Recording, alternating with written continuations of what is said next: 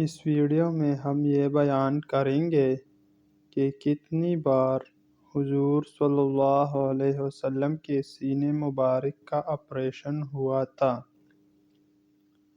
ایک مرتبہ کا واقعہ ہے کہ آپ صلی اللہ علیہ وسلم اپنے رضاعی بھائیوں کے ہمراہ بکریاں چرانے جنگل گئے ہوئے تھے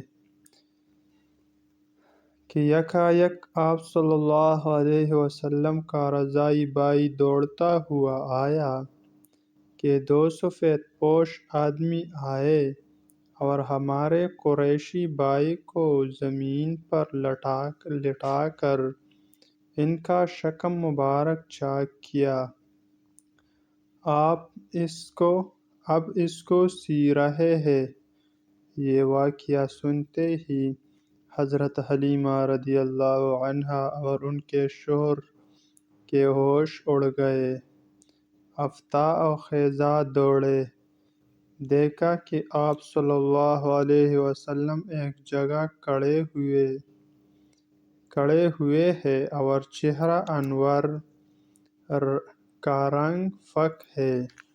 حضرت حلیمہ رضی اللہ عنہا کہتی ہیں کہ میں نے فوراً آپ صلی اللہ علیہ وسلم کو سینے سے چمٹا لیا اور پھر آپ صلی اللہ علیہ وسلم کی رضاعی باپ نے آپ صلی اللہ علیہ وسلم کو سینے سے لگایا اور آپ صلی اللہ علیہ وسلم سے دریافت کیا کہ کیا واقعہ تھا۔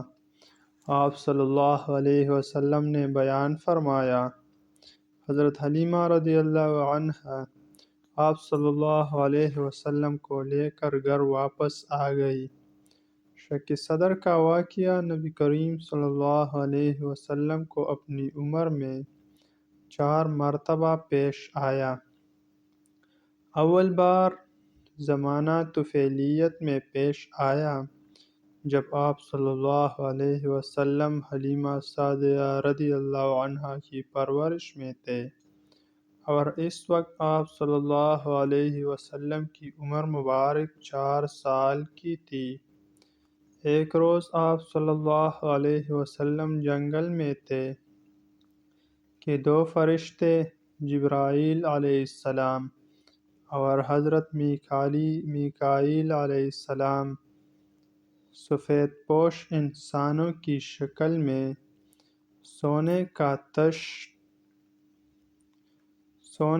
تش برف سے بھرا ہوا لے کر نمودار ہوئے اور آپ صلی اللہ علیہ وسلم کا شکم مبارک چاک کر کے کلب مطہر کو نکالا، پھر کلب کو چاک کیا اور اس میں سے 1 یا 2 ٹکڑے خون کے جمے ہوئے نکالے اور کہا کہ یہ شیطان کا حصہ ہے۔ پھر شکم اور کلب کو اس تش میں رکھ کر برف سے دھویا۔ بعد ازاں کلب کو اپنی جگہ پر رکھ کر سینہ پر ٹانکے لگائے اور دونوں شانوں کے درمیان ایک مہر لگا دی۔ دوسری بار شق صدر کا واقعہ آپ صلی اللہ علیہ وسلم کو 10 سال کی عمر میں پیش آیا۔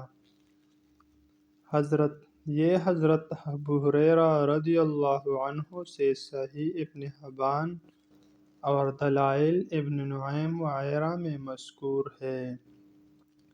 تیسری بار یہ واقعہ بعثت کے وقت پیش آیا، جیسا کہ مسند ابی داؤد، طیالسی اور دلائل ابن نعیم میں ہے۔ حضرت عائشہ رضی اللہ سے مروی ہے۔ چوتھی بار یہ واقعہ معراج کے وقت پیش آیا، جیسا کہ بخاری، مسلم، ترمذی اور نسائی وغیرہ میں ابو ذر رضی اللہ عنہ سے مروی ہے اور اس بارے میں روایات متواتر اور مشہور ہے۔